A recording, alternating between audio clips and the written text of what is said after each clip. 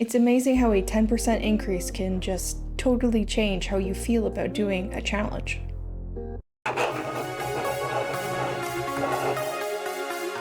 My name is Hayley, and this channel is about all manner of things from productivity all the way to software and tech reviews, but this video is part of a series for the One Punch Man challenge that my husband and I are doing. Over the next 100 days, we are ramping up to doing 100 push-ups, 100 sit-ups, 100 squats, and a 10-kilometer run. This is all based off of the anime One Punch Man, where the main character is extremely strong and can knock anybody out with literally one punch because he does this workout every day. We are in the 4th week of this challenge, so we are in the 4th increment, which results in us doing 40 push-ups, 40 sit-ups, 40 squats, and a 4-kilometer run. Throughout all of this so far, 1, 2, and 3 kilometers has felt okay. Not great, not amazing, but okay. Progress, accomplishment, all those great things, but it wasn't really until today where we both noticed the difference 1 kilometer can make. Let's see how our morning went. Captain's Log Day 22. Good morning. Today is the first day of the 4th week, which means we're ramping things up to 40 exercises and 4 kilometers. Oh boy. You know, I knew this moment is going to come, but it was more of a future Alex's problem. Now it's the current Alex's problem. So it's going to be interesting. Let's see how we do. Good morning. It is the beginning of day 22. It is the beginning of week 4, which means that we are moving into 40s and 4. So 40 push-ups, 40 sit-ups, 40 squats, and a 4-kilometer run, or walk or jog or whatever you want to call it. The sun is up, and it's time for us to go get ready and start the workout. So see you guys in a little bit. From there, we moved into the workout portion, where I did the 40 push-ups. I did try to break them up. I did, I believe, 20, 10, and 10 to get to the 40.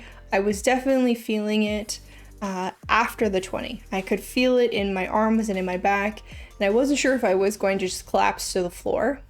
From there, I moved straight into the sit-ups, and for whatever reason, I breezed through the first 20. It was like nothing, which was kind of shocking to me because literally one day before I was struggling to get to 20 or 30 for that matter.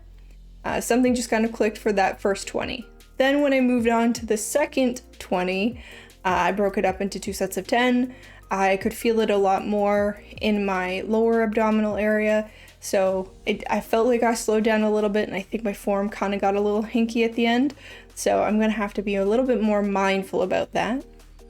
After that, I moved into the squats, and I could still feel a little bit in my quad today, so I did break it up into 2 sets of 20 instead of just going for full bore for all 40, but I can definitely feel them. I have mentioned in the past that maybe I'd pull out a resistance band. I think I should have done that when we were doing like 10s and 20s. I'm starting to feel it a lot more. Alex then moved into his workouts, doing the push-ups. He does do a variety of styles at the beginning. He definitely says he is feeling it. Then he goes into the sit-ups. Those are where he notes later on that he could feel it a lot, so I'll let him explain that. And then he moved into his squats.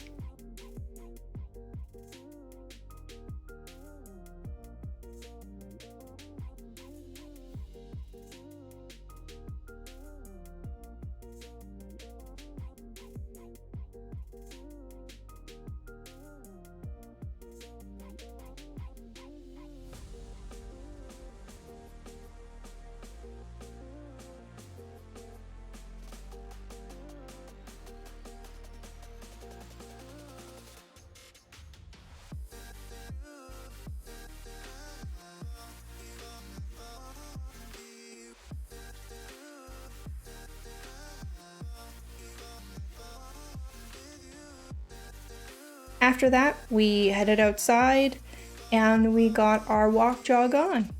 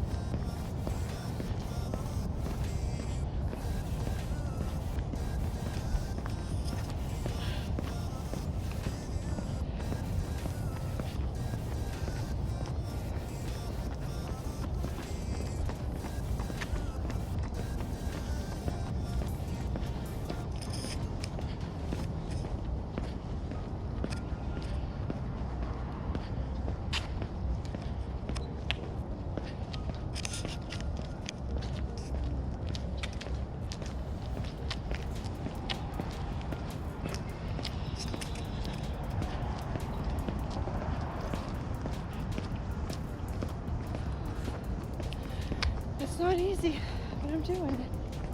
Yeah, you are. And day 22 is done. 4 kilometers took way longer to do than I expected. Walking does not help to finish it faster, but the knee is feeling better. I mean, I started to feel it towards the end of 3 kilometers. So the last kilometer was harder. The exercises, the push-ups, by the end of them, I will start to feel my abs. By the time I finished working out the abs, everything was on fire and in pain. But we did it. Whew. New work day, new work week. Let's get this started and let's work our way up to 5. See you tomorrow. I'm done. I'm back. It was it was a lot harder to go fast for 4 kilometers than I had anticipated. Alex did say he wanted to try and get it done in 40 minutes, and it was about 10 minutes per kilometer. My fastest before was like 12:20 per kilometer, and that's the average. That's not like the best kilometer. And I said, okay, we'll take the route, but we'll go down, like, because there's like up elevation and down elevation in our route. So let's go down because then my calves and my shin won't like flare up. He's like, okay, no problem. So he starts like just walking down the hill. And I think to myself, geez, I need to jog to keep up with him. But I pushed through. It was a lot harder to try and move faster at a walking pace. If I were to jog, the pain would kind of like subside, like the knot in my calf would open up or relax, and the pain in my ankle crease here would also kind of chill out. But then if I went back to walking, it would come back again. So I'm not really sure what that's about, but I did push through. And Alex suggested maybe if I change my gait, maybe if I turn my feet a little. So I'm going to try those things and see if that helps. But I'm really hoping that the running stores will open soon, so I can go talk to them about both my shoes and how I move and see if they can give me any advice.